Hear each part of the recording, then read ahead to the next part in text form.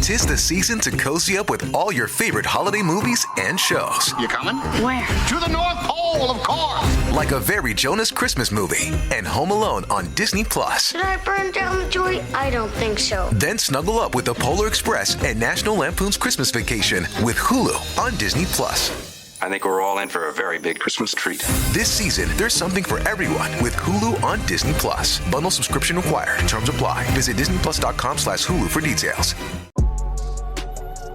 Vitamin Water Zero Sugar has great taste, zero BS, and obviously zero sugar. For those with zero room in their calendar.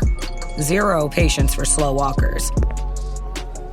Those who get 0 hours of sleep on a Saturday night. Have zero filter, zero given, and zero interest in grabbing a plain, boring water. Grab a delicious Vitamin Water Zero Sugar today.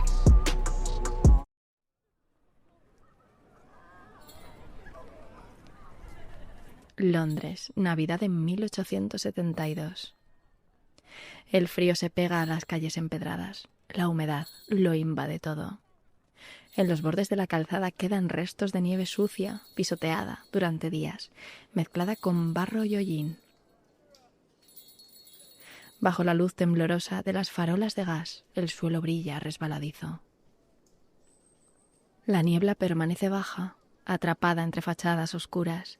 Se oyen pasos, ruedas de carruajes avanzando despacio, puertas que se cierran. A lo lejos alguna campana marca la hora desde una iglesia cercana. En algunos rincones, los conocidos como waits, músicos callejeros que recorren la ciudad durante las noches previas a la Navidad, tocan villancicos. Las melodías llegan apagadas, fragmentadas por la niebla, flotan unos segundos en el aire y desaparecen calle abajo.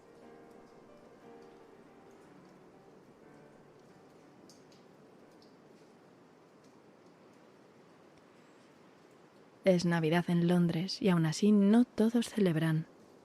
Mientras algunas casas se preparan para la noche, la ciudad sigue en movimiento. Desde el West End hasta Bloomsbury, hombres regresan tarde a casa, mujeres cruzan las calles buscando trabajo. Tabernas abiertas, ómnibus que aún circulan, casas de huéspedes que abren y cierran sus puertas sin hacer preguntas.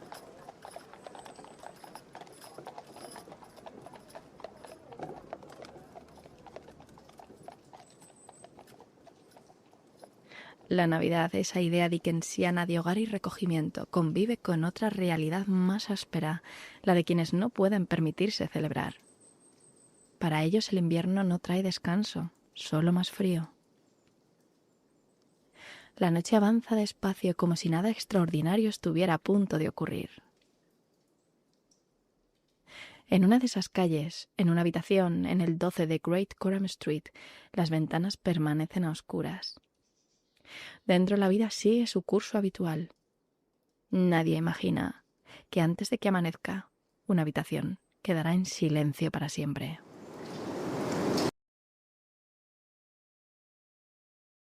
Mi nombre es Alejandra Lavín y en este especial de Navidad de Criminología en Serie viajamos a Londres y al año 1872. 16 años antes de que la ciudad pronunciara el nombre de Jack el Destripador, otra mujer apareció degollada en su cama. Ocurrió en Navidad, en Bloomsbury, y nadie fue condenado. Esta es la historia de Harriet Baswell y del asesinato de Great Coram Street.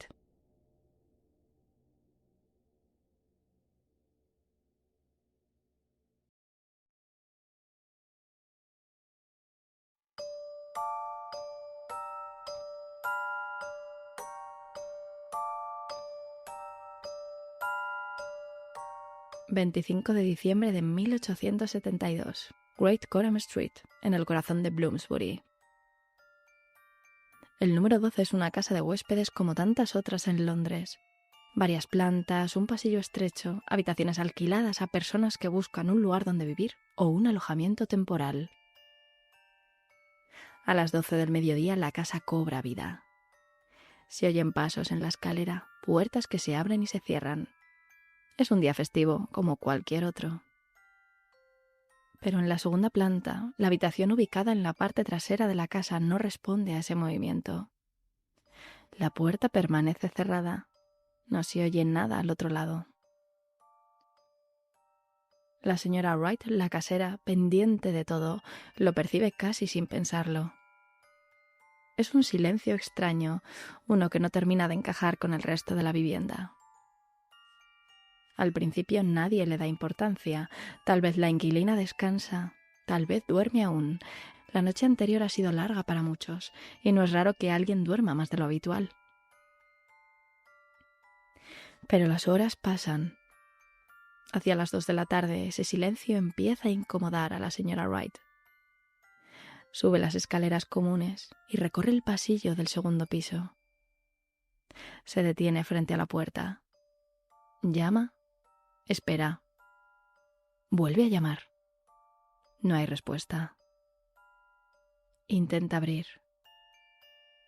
La puerta está cerrada con llave desde fuera. La decisión se toma sin demasiadas palabras. Finalmente, la cerradura se fuerza y el cerrojo cede. Al entrar, el ambiente cambia de inmediato. En la cama, inmóvil, yace el cuerpo de la inquilina. La casa se pone en movimiento de nuevo, pero ya no es el mismo de antes. Esta vez, alguien va rápidamente a avisar a la policía.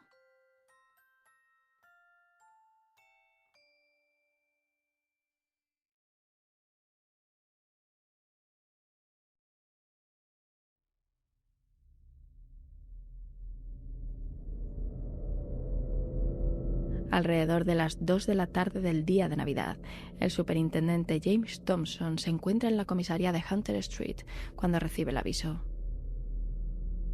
Una mujer ha sido hallada muerta en una casa de Great Coram Street. Thompson se dirige de inmediato al lugar, acompañado por un sargento y un detective. La víctima permanece tendida en la cama, vestida únicamente con el camisón. Está boca arriba. La posición del cuerpo, recostado sin señales evidentes de lucha defensiva en manos o brazos, sugiere que el ataque se ha producido mientras dormía o en un momento de indefensión o confianza. Presenta un corte bajo la oreja. Otro más parece haberse iniciado cerca de la nuca y arrastrado hacia la parte delantera de la garganta. Thompson tiene la impresión de que alguien ha sujetado la cabeza de la víctima para degollarla. Su mano derecha aparece levantada sobre el cuello como en un intento instintivo de protección. La ropa de cama no muestra signos de alteración, pero está empapada de sangre, concentrada principalmente en la cabecera. La hemorragia ha sido masiva. En las paredes y el mobiliario cercano se observan salpicaduras compatibles con la proyección arterial. James Thompson examina la ventana. La persiana está bajada y no hay indicios de que haya sido manipulada. Sobre una mesa cercana hay una lámpara de aceite diseñada para contener una cantidad aproximada al grosor de un dedo. El líquido está consumido más de la mitad. La luz está apagada y la mecha no ha sido bajada. Thompson calcula que una lámpara de este tipo puede permanecer encendida entre 8 y 10 horas. Si fue encendida alrededor de la 1 de la madrugada, la cantidad de aceite restante debería corresponder aproximadamente a la que quedaría hacia las 6. En la habitación hay un lavabo. La palangana está completamente limpia. Debajo, una pequeña jarra contiene algo de agua, ligeramente manchada de sangre. La impresión es que alguien ha introducido una mano y la ha enjuagado allí. Frente al lavabo en el suelo se observan entre 10 y 12 grandes manchas de sangre. Hay una toalla húmeda con agua y sangre colgada junto al lavabo. Presenta 2 o 3 marcas lineales como si se hubiera utilizado para limpiar un objeto cortante. No se encuentra bolso alguno de la víctima, ni unos pendientes que le habían prestado, según declaraciones. En un primer momento, la ausencia de estos objetos plantea la hipótesis de un robo, aunque la violencia excesiva sugiere motivaciones más profundas.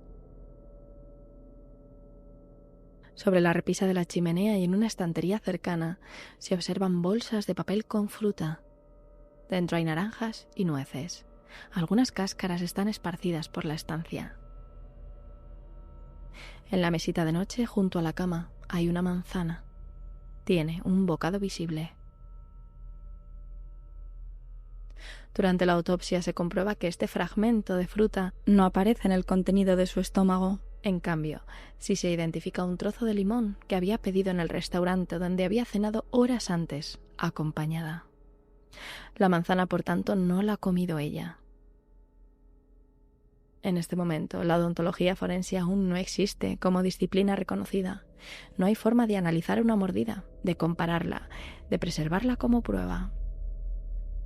Aún así, algunos observadores de la época son conscientes de que podría ser la conexión física más directa entre la víctima y quien ha estado con ella en la habitación.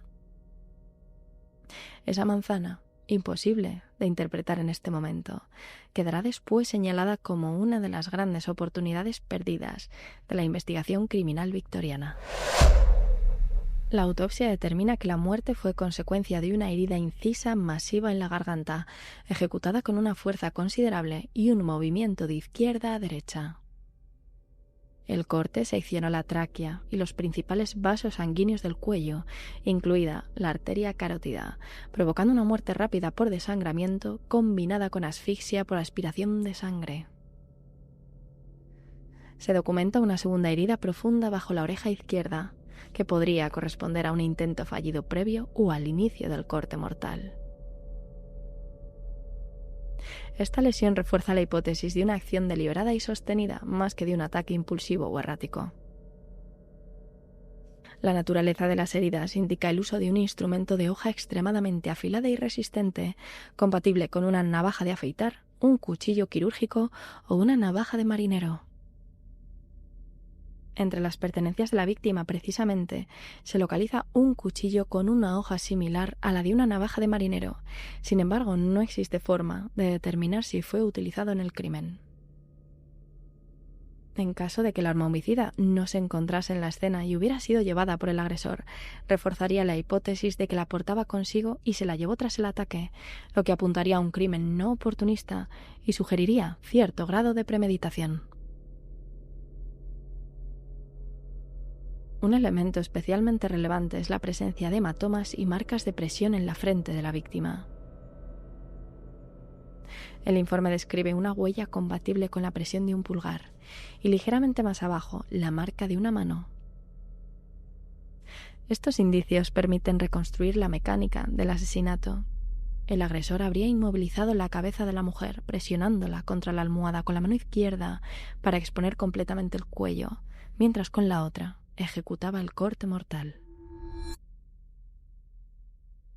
El cuerpo es identificado por uno de los hermanos de la víctima. Se llamaba Harriet Baswell y tenía 27 años. En el entorno de la vida nocturna londinense y en los registros de sus interacciones comerciales utilizaba otro nombre, Clara Barton. Es así como la conocían quienes se cruzaban con ella en teatros, salas de espectáculos y locales del West End. La vida de Harriet está marcada por una precariedad económica persistente. Vivía en una habitación en el número 12 de Great Coram Street. Era madre de una niña cuya edad varía según la fuente, entre los 6 y los 8 años. Su situación no aparece claramente reflejada en los registros. No consta que viviera con ella de forma estable en Londres, y en distintos momentos su madre recurría a cuidadoras para hacerse cargo de ella. En los meses previos a su muerte había ido empeñando de forma sistemática sus escasos objetos de valor para subsistir. Aún así arrastraba deudas, con médicos, comerciantes de telas, lavanderas y niñeras. La noche del 24 de diciembre de 1872 había acudido al Teatro Alhambra, conocido por sus espectáculos de variedades, ballet y entretenimiento popular, donde trabajaba como bailarina. Para Harriet, esa noche representaba una oportunidad, ganar algo de dinero extra como trabajadora sexual en vísperas de las celebraciones, pensar en su hija y en todo aquello que aún no ha podido pagar. Pero fue la última vez que se la vio con vida. En la Inglaterra victoriana, la prostitución no constituye necesariamente una ocupación permanente. En muchos casos funciona como un empleo temporal o intermitente, especialmente entre mujeres solteras, huérfanas o de clase trabajadora, para quienes las alternativas económicas viables son escasas o directamente inexistentes.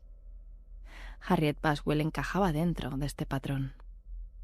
En 1872, sin embargo, dicha profesión es descrita en términos morales como el llamado gran mal social, una etiqueta que condensa el miedo victoriano al desorden urbano y sexual. Bajo este prisma, el Estado no centra sus esfuerzos en erradicar la explotación, sino en vigilar y medicalizar a las mujeres sospechosas de ejercerla, amparándose en leyes que permiten su detención y su examen forzoso. Los clientes masculinos, en cambio, quedan fuera de cualquier forma de control. No se trata tanto de combatir la miseria como de disciplinar la pobreza femenina.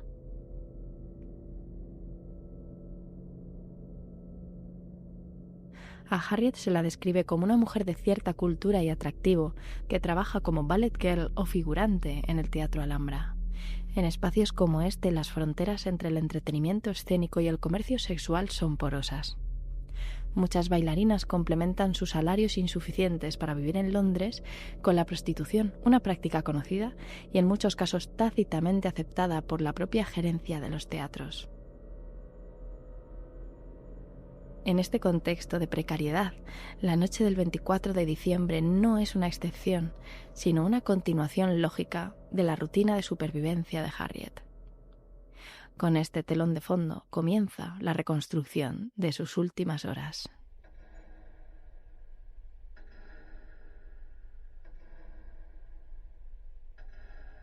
Entre las 8 y las 10 de la noche, Harriet se prepara en su habitación del número 12 de Great Coram Street. Se viste con mimo. Lleva un vestido de seda negro, una chaqueta de terciopelo del mismo color y un sombrero de ala corta, verde oscuro, adornado con una pluma roja. Una vez preparada, llama a la puerta de una compañera de pensión, la señora Nelson. Su situación económica es tan precaria que no dispone de dinero ni siquiera para el transporte o para una primera consumición. Le pide un chelín y le promete devolvérselo al día siguiente cuando consiga ganar algo de dinero. Minutos después abandona la casa de huéspedes y se dirige hacia el West End, el distrito del ocio y el entretenimiento, a los lugares frecuentados por hombres de clase media y alta y habituales para la captación de clientes. En algún punto en las inmediaciones del Teatro Alhambra, Harriet conoce a un hombre. No hay constancia exacta del lugar ni del momento preciso, solo la certeza de que a partir de ahí ya no está sola. Cenan juntos en un restaurante local. Los testigos que aseguran haberlos visto describirán al hombre de forma similar. Un caballero extranjero, probablemente alemán, bien vestido, de complexión robusta y con marcas visibles en el rostro como de viruela.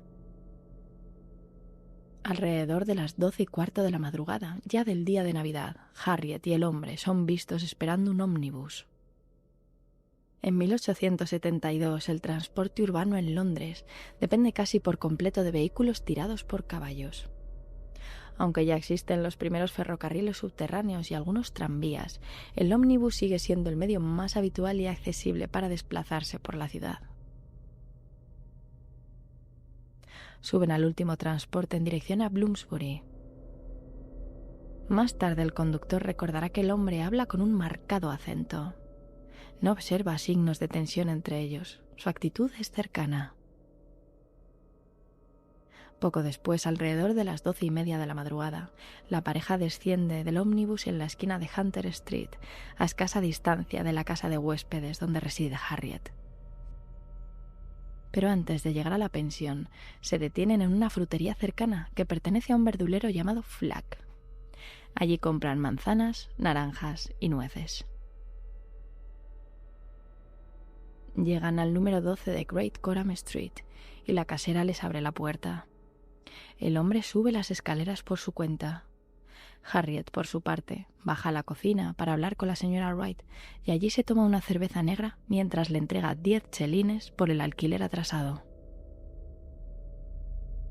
La mujer le devuelve un chelín. Harriet se lo guarda en su bolso, el cual desaparecería después de su asesinato, y sube a su habitación. Desde poco antes de la 1 de la madrugada y hasta las 6:30, la pareja permanece en el cuarto del segundo piso. Se presume que mantienen relaciones sexuales y consumen parte de la fruta comprada.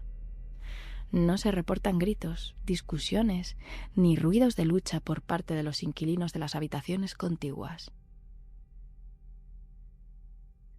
A las 6:30 de la mañana, algunos habitantes de la casa escuchan pasos, bajando las escaleras y a continuación la puerta principal abriéndose y cerrándose suavemente. En 1872 Londres se encuentra en un buen momento, pero también atrapada en una crisis interna que atraviesa su estructura social. La ciudad funciona como un organismo dual. La opulencia visible del West End convive a escasa distancia con la pobreza crónica y la precariedad del East End. No son dos mundos separados, sino espacios que se rozan, se mezclan y se contaminan mutuamente. Great Coram Street, en el barrio de Bloomsbury, encarna esta transición. Décadas atrás había sido un enclave respetable, asociado a la intelectualidad y a una clase media acomodada. Sin embargo, a partir de la segunda mitad del siglo XIX, la zona experimenta una transformación profunda. Las grandes viviendas georgianas se subdividen en pensiones y casas de huéspedes, destinadas a una población flotante: oficinistas, estudiantes de medicina, actores de teatro, mujeres solas que viven en los márgenes de la respetabilidad victoriana. Hacia el norte de Bloomsbury, la prensa comienza a hablar de un vecindario de los asesinatos. No se trata de un único criminal, sino de una acumulación inquietante de muertes violentas sin resolver. Esta geografía del crimen no es casual. La proximidad de Bloomsbury a los teatros de Leicester Square y a las grandes terminales ferroviarias convierte el barrio en un lugar de paso, donde el anonimato es la norma y la permanencia la excepción. En un entorno así, los rostros se confunden, las identidades se diluyen y la violencia puede aparecer y desaparecer sin dejar rastro.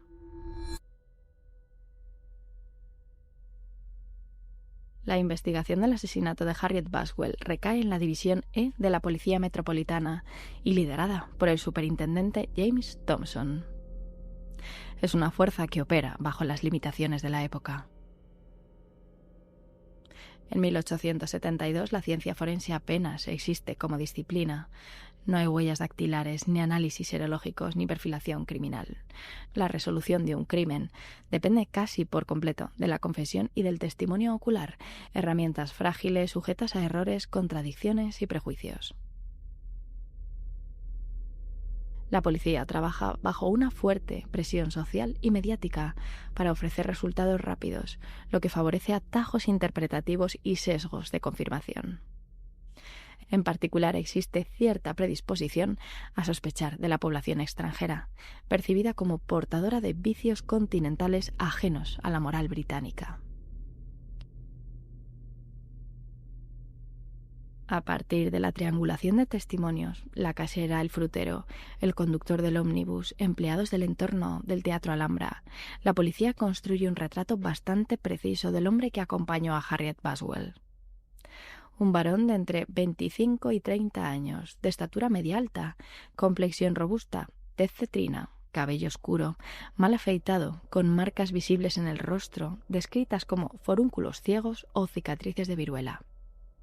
Viste un abrigo marrón hasta las rodillas, botas tipo Wellington y un sombrero bombín. Todos coinciden en un detalle: es extranjero, casi con seguridad alemán.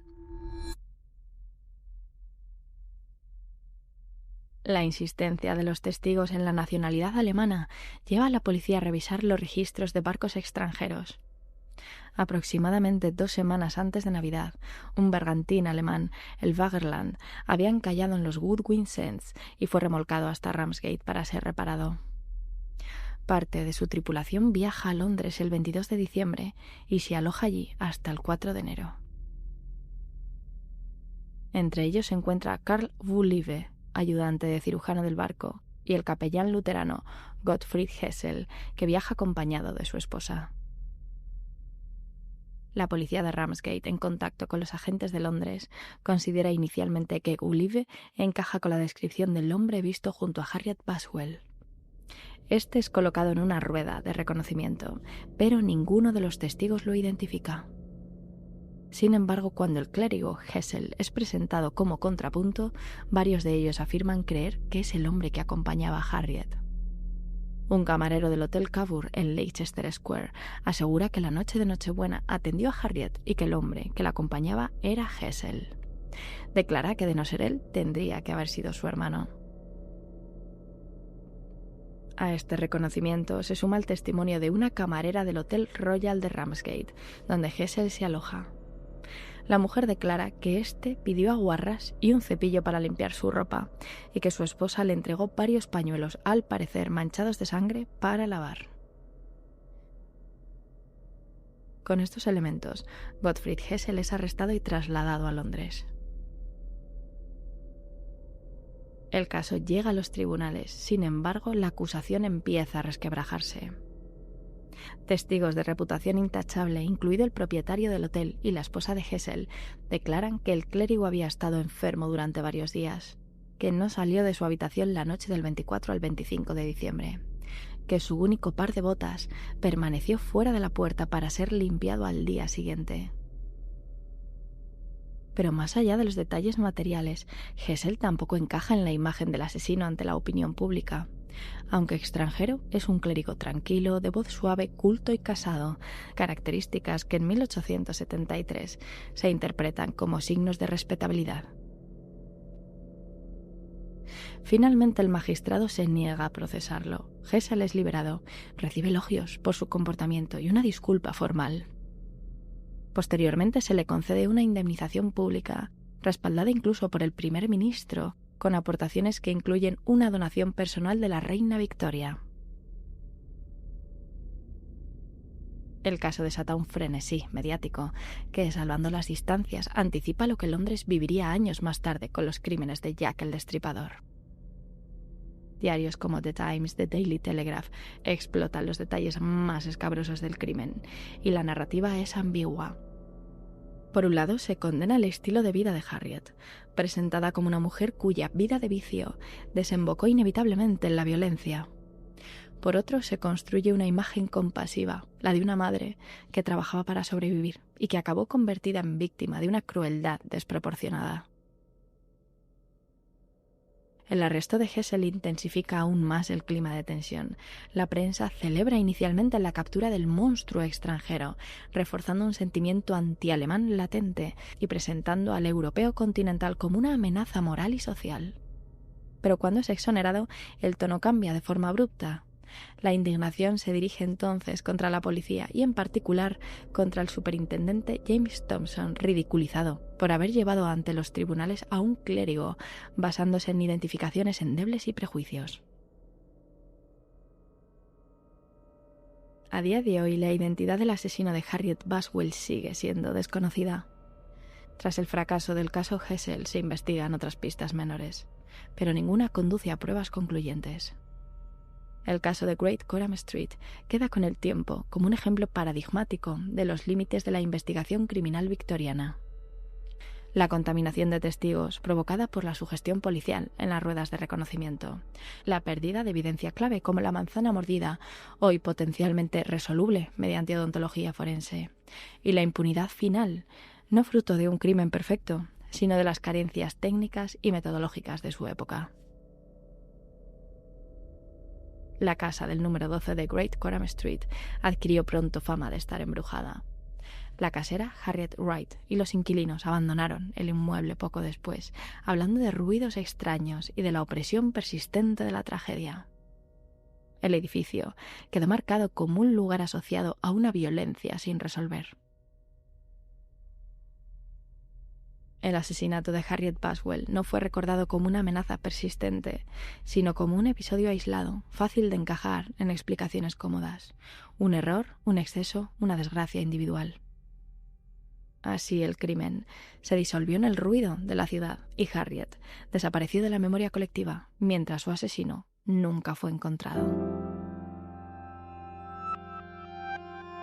Durante años, el caso de Harriet Baswell ha quedado relegado casi como una nota al margen, pero en su época tuvo nombre propio. Se habló del misterio de Great Coram Street, y si se mira con calma se entiende por qué. No estamos ante un arrebato cualquiera ni ante un crimen pasional típico. Lo que ocurre en esa habitación tiene un componente de depredación, de cálculo, de alguien que actúa con una seguridad inquietante. Y en este contexto el lugar importa. En 1872, Great Coram Street, en Bloomsbury, ocupaba una posición ambigua en Londres. No era un callejón perdido del East End, ni un barrio que la ciudad asociara automáticamente con peligro. La zona conservaba una fachada de respetabilidad, pero por dentro dicha respetabilidad era frágil. Muchas de esas viviendas se convirtieron en casas de huéspedes y alojamientos temporales. Vivían personas de paso, extranjeros, actores, estudiantes y mujeres que, como Harriet, se movían en los márgenes de la vida establecida y completaban ingresos inciertos con el comercio sexual. Y esto también nos dice algo del agresor. Porque para llegar hasta Harriet no bastaba con encontrarla en la calle, había que acompañarla, entrar en la casa, subir las escaleras, ser visto por varias personas, pasar por un espacio compartido sin levantar sospechas inmediatas. Esto implicaba como mínimo una cosa, que su apariencia y su comportamiento en este momento no activaban ninguna alarma, y esa normalidad, en un crimen como este, es una parte esencial del horror. Harriet era descrita como una mujer de aspecto cuidado, incluso distinguido. No encajaba en la imagen de la trabajadora sexual callejera que deambulaba sin elección ni margen de maniobra. Harriet no esperaba en esquinas oscuras. Ella seleccionaba. Se movía en espacios públicos, visibles, restaurantes, salas de espectáculos, las inmediaciones del teatro. Elegía a sus acompañantes y solo después los llevaba a su alojamiento privado. Esto implicaba algo importante. Harriet conservaba cierto control sobre la situación. Decidía con quién subir las escaleras y a quién abrir la puerta de su habitación. Pero esto también dice algo del hombre que acabó matándola. El agresor no eligió a una mujer indefensa al azar, eligió a alguien que proyectaba sofisticación, una apariencia de estatus, de respeto. Esto abre dos posibilidades: o buscaba deliberadamente degradar a una figura femenina que percibía como superior o inaccesible en otras circunstancias, o necesitaba ese tipo concreto de interacción antes de que la violencia apareciera. Porque este no fue un encuentro rápido. La relación entre ambos se prolongó durante horas. Fueron vistos cenando juntos, comprando fruta y nueces, viajando en ómnibus. Todo eso exigía conversación, autocontrol, una fachada de normalidad sostenida en el tiempo. El atacante no perdía el control en el primer impulso. Esto sitúa al crimen, al menos en su fase inicial, dentro de un patrón claramente organizado. Y luego está el momento del ataque. En el cuerpo de Harriet se documentaron marcas muy concretas, una presión en la frente compatible con un pulgar y la huella de una mano más abajo en el rostro. No fueron lesiones accidentales, eran marcas de sujeción. El agresor inmovilizó la cabeza de Harriet contra la almohada, utilizando la fuerza bruta, probablemente con la mano izquierda, mientras con la otra ejecutó el corte en el cuello. No fue una agresión a distancia, sino un acto íntimo y cercano. Hubo contacto directo, cara a cara o a escasos centímetros. La presión sobre el rostro no solo sirvió para exponer el cuello, sirvió para silenciar, para evitar un grito en una casa llena de inquilinos. Algunos informes describen la violencia como casi quirúrgica, pero la fuerza empleada es excesiva, desproporcionada para un simple objetivo práctico. Esto sugiere algo más que frialdad, una carga de ira acumulada quizá, contenida durante horas que se liberó en el momento final. El comportamiento de este agresor apunta a un ofensor organizado capaz de mantener el control situacional antes y después del ataque. La violencia fue extrema y explosiva, pero breve, una descarga intensa seguida de una recuperación casi inmediata de la compostura. Tras el homicidio se lavó, aseguró la escena cerrando la habitación con llave desde el exterior y se la llevó, una maniobra dilatoria consciente destinada a retrasar el hallazgo del cuerpo y ganar tiempo para la huida. La motivación inicialmente atribuida al robo en su momento resulta insuficiente.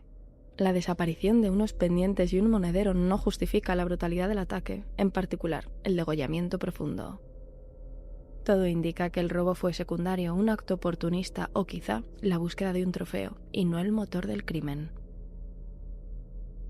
La violencia sugiere una ira personal posiblemente sexualizada compatible con una posible misoginia patológica más que con un objetivo económico o con una cruzada personal contra las mujeres asociadas al comercio sexual. Pero este perfil que hemos desarrollado no solo permite entender cómo actuó el agresor, sino también plantear con quién podría encajar. Desde hace décadas, algunos investigadores han sugerido que este crimen podría no ser un episodio aislado, sino una pieza temprana de una violencia más amplia contra mujeres en el Londres victoriano. Es aquí donde surge, de forma inevitable, la comparación con Jack el Destripador. La posible conexión entre ambos casos se articula a través de la teoría defendida por el ex detective de Scotland Yard y especialista en Jack el Destripador, Trevor Marriott, quien señaló al marino mercante alemán Karl Feigenbaum como un posible nexo común. La hipótesis se apoya en una lógica sólida para la época, la movilidad. Los marinos mercantes constituían depredadores ideales en el siglo XIX. Llegaban a puerto, cometían el crimen y zarpaban antes de que la policía pudiera establecer patrones, conectar escenas o siquiera reclamar jurisdicción. El anonimato y la transitoriedad jugaban a su favor. La presencia de barcos alemanes y tripulaciones desembarcadas en Londres durante la Navidad de 1872 ofreció una ventana de oportunidad coherente para un agresor como Feigenbaum, quien habría tenido alrededor de 32 años en ese momento. La discrepancia con la edad estimada del asesino no resultaría concluyente, dada la imprecisión habitual de estas descripciones en la época. Marriott extiende esta línea hasta 1888, documentando la presencia de buques en los que Feigenbaum habría servido en puertos próximos a Whitechapel durante los crímenes atribuidos a Jack el Destripador. A ello se suma un dato clave posterior. Este hombre confesó a su abogado en Nueva York una compulsión por matar y mutilar mujeres y fue finalmente ejecutado tras degollar a su casera, Juliana Hoffman. Este último crimen presenta claros paralelismos con el asesinato de Boswell, interior, ataque directo al cuello. Feigenbaum resulta un sospechoso plausible para el asesinato de Boswell por nacionalidad, profesión, contexto y un modus operandi compatible con homicidios en interiores y degollamiento. Sin embargo, su identificación como Jack el Destripador es harina de otro costal. La principal debilidad de esta teoría reside en la firma criminal. Ni en Boswell ni en el asesinato de Hoffman se observó mutilación más allá del corte en la garganta, mientras que Jack el Destripador se define precisamente por la mutilación abdominal extrema. Para aceptar la autoría única sería necesario asumir una evolución irregular. Un asesinato sin mutilación en 1872, una escalada extrema en 1888 y un retorno a un patrón menos elaborado en 1894.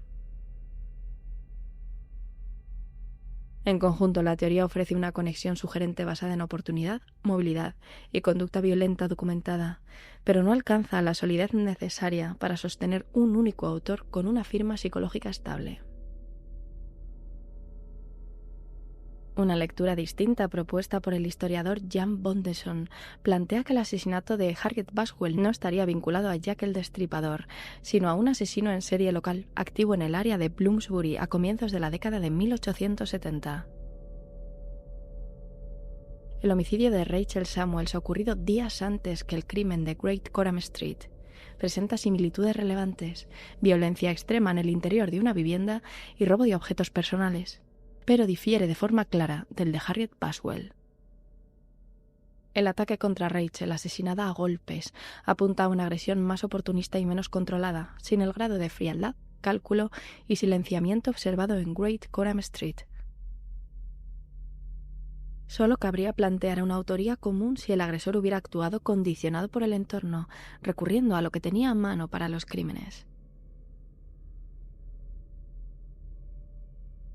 La lectura más consistente apunta a que el asesino de Buswell fue un depredador distinto, ajeno al perfil canónico del destripador.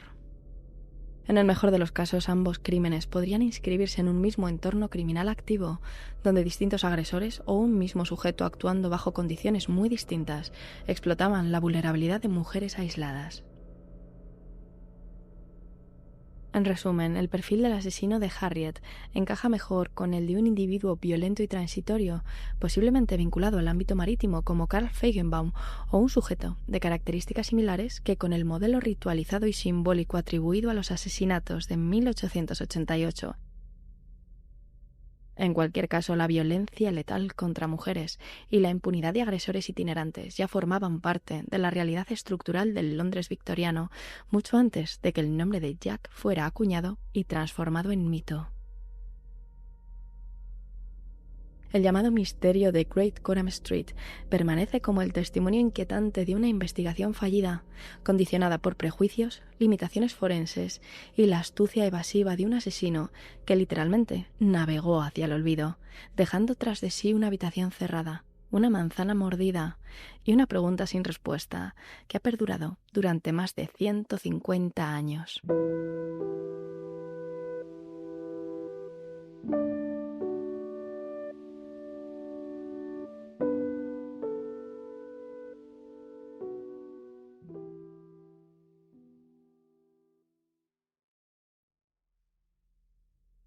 Y este es el caso de Harriet Buswell y el crimen de Great Coram Street.